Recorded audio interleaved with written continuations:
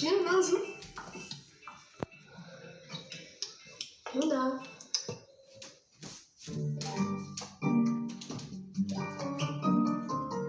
L'Algérie est à la fois le plus grand pays d'Afrique, du monde arabe, mais aussi de tout le bassin méditerranéen, avec une superficie de plus de 2 millions de kilomètres carrés. Des traces révèlent aussi que ce territoire aurait été peuplé depuis des millions d'années. Et depuis, les royaumes et les régimes se sont succédés avant de donner lieu à l'Algérie telle qu'on la connaît aujourd'hui.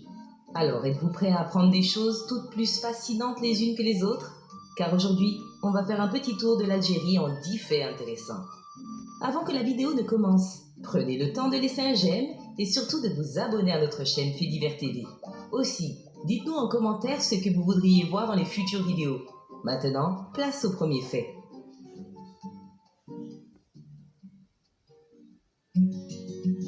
Le drapeau algérien.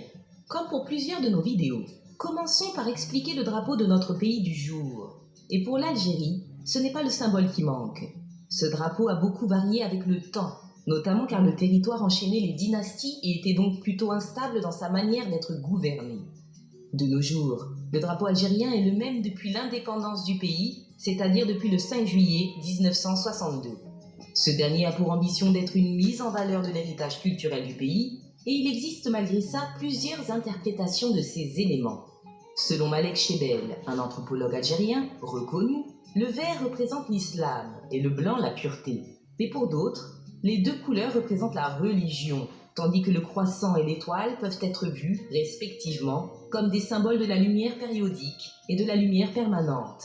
Enfin, une autre théorie soutient que la bande verte représente la richesse de la terre et de l'agriculture, là où le blanc est un symbole de paix. Une chose est sûre, le croissant et l'étoile rouge sont des symboles musulmans.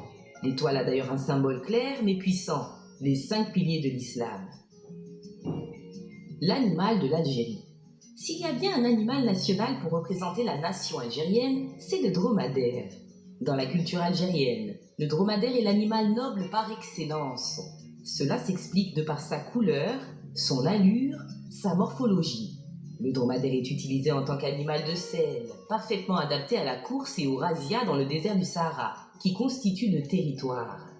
Ces animaux peuvent mesurer jusqu'à 3 mètres de long et 2,40 m de haut. Emblème typique du Moyen-Orient et de l'Afrique, le dromadaire est parvenu à s'adapter à son environnement particulièrement hostile. C'est un animal très endurant, malgré les chaleurs écrasantes de la région. De ce fait, cet animal a servi comme unique moyen de transport pendant très longtemps, pour les hommes comme pour les marchandises. Mais aujourd'hui, cet animal est surtout réputé pour son élevage dans le pays. On estime que le cheptel algérien regroupe 150 000 têtes environ. Cet élevage connaît une expansion assez importante, notamment avec le renforcement de certaines mesures dans le pays, telles que le forage de puits le long des parcours. De plus, les aides financières accordées aux éleveurs de dromadaires ont augmenté, et cela en a motivé certains pour lancer leur production. Ainsi, le dromadaire est élevé pour sa viande, mais aussi pour son lait. Les débuts de l'islam. Impossible de ne pas parler de l'islam qui est la religion la plus pratiquée en Algérie, étant donné que 99% des habitants sont musulmans. Plus qu'une croyance, l'islam agit donc sur tout le mode de vie des Algériens et tient une influence bien particulière sur le fonctionnement du pays. Mais d'où vient la telle importance de l'islam dans le pays? C'est simple. Cette religion fait partie intégrante de la culture depuis plus de 1000 ans. Elle a été introduite en Algérie pour la première fois en 670, dans le contexte de la conquête musulmane de l'Afrique du Nord. Cette conquête était exécutée sous les ordres des Omeyyades, qui sont une dynastie musulmane très importante à l'époque. Son nom découle du grand-oncle du prophète Mahomet, et leur dominance sur le territoire s'est effectuée plusieurs centaines d'années. Ainsi, la première mosquée jamais fondée en Algérie est la mosquée de Sidi Ghanem, située dans la ville de Mila en 678. De nombreux berbères se convertirent à l'islam puis ont fini par former leur propre dynastie musulmane, telle que celle des Irides ou des Hamadides. Une terre anciennement peuplée. Oui, les dynasties ont longtemps régné sur le territoire algérien. Mais bien avant cela existaient déjà des populations, et elles remontent à plusieurs milliers, voire millions d'années. En effet, certains sites archéologiques ont décelé la présence de civilisations en Algérie, il y a environ 2 millions d'années. Il ne s'agissait pas vraiment d'hommes tels qu'on les connaît aujourd'hui. puisque c'était principalement des Homo erectus, une espèce qui n'était pas entièrement évoluée comme nous. Toujours est-il que l'Algérie renferme plusieurs sites archéologiques précieux qui ont permis d'éclairer et d'assouvir la soif de connaissance des chercheurs. La grotte d'Afalou, par exemple, a permis de révéler l'existence de petites statuettes il y a au minimum 10 000 ans. Des ressources naturelles. En plus de regorger de cadeaux archéologiques, le pays de l'Algérie est naturellement riche en certaines matières.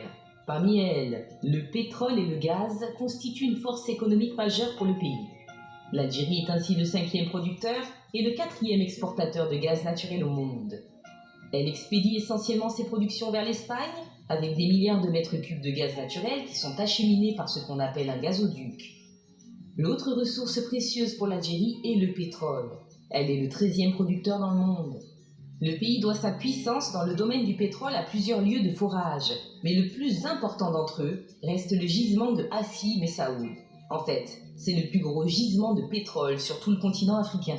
Ces productions attirent beaucoup d'investisseurs du monde entier et rapportent une bonne richesse à l'Algérie. La monnaie. La monnaie algérienne est assez compliquée à comprendre et mérite qu'on lui dédie un fait entier dans cette vidéo. En Algérie, la monnaie est le dinar depuis 1964. Cette monnaie n'est pas des plus stables, mais pour vous donner une idée, un euro a une valeur de 159 dinars algériens. Cependant, au black, l'euro a une grande valeur.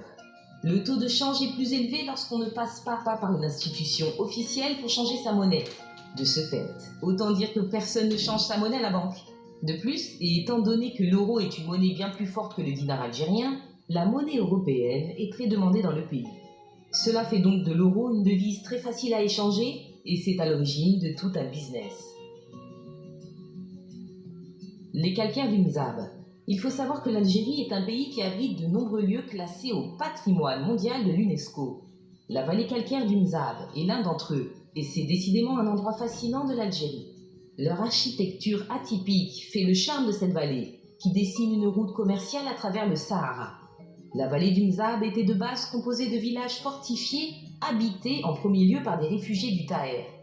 Ces derniers fuyaient les persécutions et ont fini par s'établir là-bas avec un mode de vie qui a su perdurer avec l'âge. Les maisons sont disposées tout autour de la mosquée sur le modèle d'un cercle et ont toutes été construites selon les mêmes dimensions et la même configuration.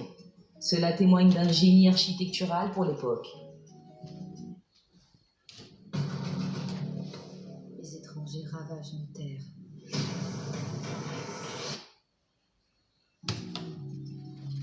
Le mariage.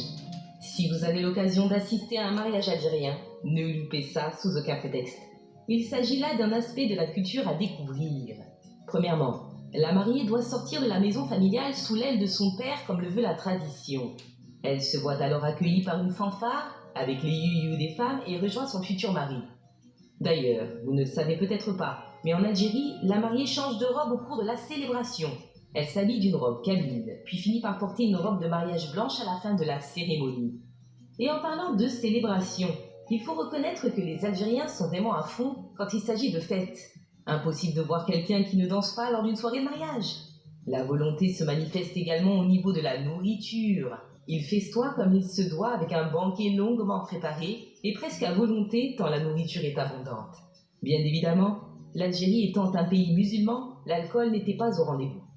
Néanmoins, cela prouve qu'il n'y a pas besoin d'alcool ou d'artifice pour profiter de la fête et montrer sa joie. Des recettes uniques. Il y a tellement de choses à dire sur la culture culinaire de l'Algérie, mais essayons d'aller à l'essentiel pour ce 9e point. Tout d'abord, il existe des incontournables connus à travers le monde entier, comme l'emblématique couscous. Maintenant, il faut savoir que l'Algérie est tellement vaste que tout type de recettes y ont été inventées. Certaines sont à base de poissons et viennent plutôt du nord du pays, là où il y a la côte. Mais comme nous en parlions plus tôt, les dromadaires sont également élevés pour leur viande, que l'on retrouve donc dans plusieurs plats. Leur lait permet également la confection de certains fromages atypiques. Une autre recette assez connue, même à l'étranger, sont les keftas, petites boulettes de viande. Alors oui, elles ne sont pas vraiment originaires d'Algérie, mais on en trouve beaucoup dans tous les pays maghrébins dont elle fait partie. Enfin, les pâtisseries orientales font certainement l'unanimité. En fait, il y en a pour tous les goûts. Makrout, baklava, Loukoum. Si vous n'avez pas peur du sucre, foncez. Le château d'Hydra. Pour ce dernier fait, laissez-nous vous présenter le curieux château d'Hydra. Cette bâtisse blanche serait la plus ancienne de sa commune, vu qu'elle a été érigée vers la fin des années 1700. À cette époque, cette demeure était habitée par un général turc nommé Ali Aga, et le nom initial de l'édifice n'a jamais été divulgué, ce qui crée un mystère autour de ce bâtiment. Ainsi, puisque son nom était inconnu, le lieu fut baptisé Château d'Hydra. Jusqu'ici, on peut se dire qu'il n'y a pas de quoi être surpris, mais nous ne vous avons pas tout dit sur ce château. Ce dernier a servi de résidence aux consuls de Suède et de Norvège, peu après le début de la colonisation française, vers 1832. Cela n'a pas duré très longtemps, car Napoléon III en a fait des appartements à partir de 1865. Puis, en 1902, c'est un Hollandais qui rachète la demeure avant de la céder à la ville d'Alger, 40 ans plus tard. Ce château est donc passé de main en main, mais aujourd'hui, son but final est de servir comme l'ambassade française d'Algérie. Comme quoi, même une fois que l'Algérie possède ce château définitivement, elle ne se l'approprie pas totalement. C'est tout pour les 10 faits sur l'Algérie. Lequel de ces 10 faits vous a le plus surpris? Dites-nous ça en commentaire. Si cette vidéo vous a plu, faites un j'aime. On espère vous revoir très vite. Et en attendant, n'oubliez pas de vous abonner à notre chaîne Faits Divers TV.